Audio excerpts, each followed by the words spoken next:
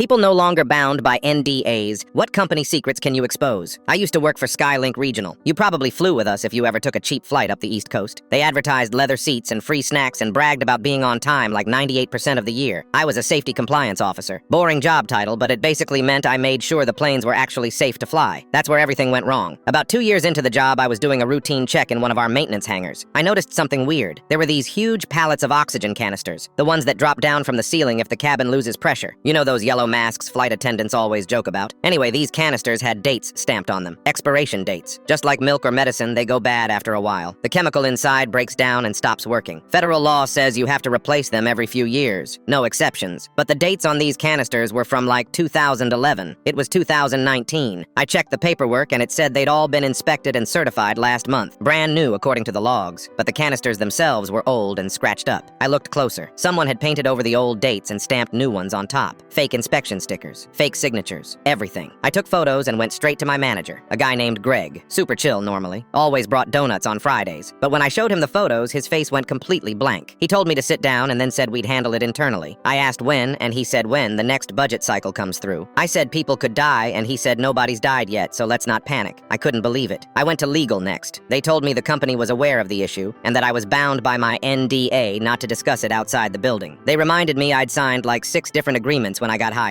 Then I went to HR, and the PR team got involved. They called me into a conference room with 3 people I'd never met. They said if I kept pushing this, I'd hurt the whole company, that hundreds of people would lose their jobs if we got investigated, that my coworkers had families and I'd be the one ruining their lives. Then they offered me a raise, $5,000 more a year, and a new NDA to sign that was even stricter. I was young and scared and honestly broke, so I signed it. I hated myself, but I signed it. For 3 years, I kept my mouth shut. I saw those same canisters get loaded onto planes every single week. I flew on those planes too. Every time we hit turbulence, I wondered if today was the day the masks dropped and nothing came out. Then in 2022, Skylink merged with a European airline. During the legal process, the parent company dissolved all the old employee contracts. That included the NDAS. I didn't even wait a day. I contacted the FAA and sent them everything. Photos, emails, maintenance logs. I also reached out to a reporter I'd been following who covered aviation safety. She published the story within a week. The emails were the worst part. I had screenshots of executives literally joking about it. One guy called them sky cans and said we'd replace them when someone actually complains. Another email said a plane had a cabin pressure issue on a flight to Charlotte and the masks deployed, but one whole row didn't work. They blamed it on passenger error, said someone must have pulled the masks wrong. They buried the incident report. The FAA launched a full investigation, grounded half our fleet. The CEO resigned, but he got a golden parachute, of course. A few other execs were fined. The company rebranded a year later and pretends none of it happened. I got blacklisted from the industry. No airline will hire me now, but I sleep better.